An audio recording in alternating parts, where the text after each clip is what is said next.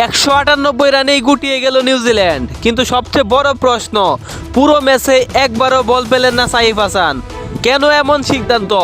ভুল নাকি master plan, আর নাকি মিরাজের স্বার্থপরতা? বাংলাদেশের বিপক্ষে ব্যাট করতে নেমে নিউজিল্যান্ড অল আউট হয়েছে 48.4 ওভারে 198 রানে। শুরুতে কিছুটা প্রতিরোধ থাকলেও মিডল ও লোয়ার অর্ডারে ভয়াবহ 10 নামে। 25 রানেই প্রথম উইকেট, তারপর দ্রুত 28 রানে 2 উইকেট, 52 রানে 3 উইকেট হয়ে চাপ বাড়তে থাকে। 108 রানে 4 উইকেট পর্যন্ত ম্যাচটা মোটামুটি ব্যালেন্স ছিল, কিন্তু এখান থেকেই শুরু 10।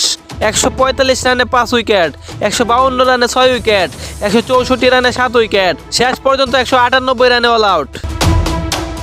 আজকের ম্যাচের নায়ক নাহিদ রানা 10 ওভারে মাত্র 32 রান দিয়ে 5 উইকেট, পুরো ম্যাচটাই একাই ঘুরিয়ে দিয়েছেন। তাকে দারুণ সাপোর্ট দিয়েছেন শরীফুল ইসলাম, 10 ওভার বল করে 2 উইকেট। তাসকিন আহমেদ 9.4 ওভারে 1 উইকেট। পার্ট টাইম বোলার হিসেবে সৌম্য সরকার 1টি উইকেট নিয়েছেন এবং রিশাদ হোসেন 1টি উইকেট।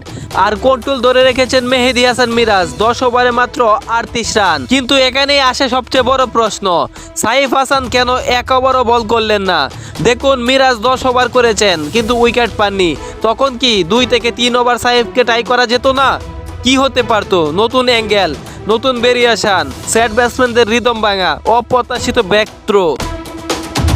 কেন করা হয়নি? ম্যাচ যখন বাংলাদেশের কন্ট্রোলে ছিল, নাহিদ রানা স্যাম্পল চলছিল ভয়ঙ্করভাবে, অধিনায়ক ঝুঁকি নিতে চাননি নাকি মিরাজের 10 ওভার করতেই হবে? 108 রানে 4 উইকেট, এই জায়গাটা ছিল ম্যাচের আসল টার্নিং পয়েন্ট। এরপর নাহিদ রানা একের পর এক উইকেট তুলে নিয়ে নিউজিল্যান্ডকে পুরো ভেঙে দেন। বাংলাদেশের বোলিং ছিল টপ ক্লাস, এটা নিয়ে কোনো সন্দেহ নেই, কিন্তু টেকনিক্যালি একটা প্রশ্ন থেকেই যায়, সাইফ হাসানকে ব্যবহার না করা কি ভবিষ্যতের জন্য ভুল সিদ্ধান্ত? আপনার কি মনে হয় সাইফকে অন্তত 2 থেকে 3 ওভার দেওয়া উচিত ছিল, নাকি অধিনায়কের সিদ্ধান্ত একদম ঠিক? কমেন্টে জানান। আর এমন বিশ্লেষণ পেতে চ্যানেলটি সাবস্ক্রাইব করুন।